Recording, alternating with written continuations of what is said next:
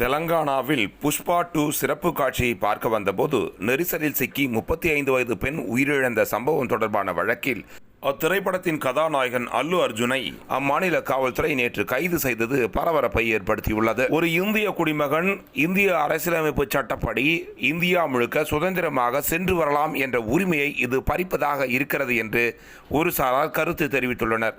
இவரால் தான் அந்த பெண் உயிரிழந்தார் என்று மற்றொரு சாராரும் கருத்து தெரிவிக்கின்றனர். நடிகர் அல்லு அர்ஜுனை கைது செய்தது சரியா தவறா? உங்கள் கருத்து என்ன? கமெண்ட்ல சொல்லுங்க. ஆரோக்கியமாக விவாதிப்போம்.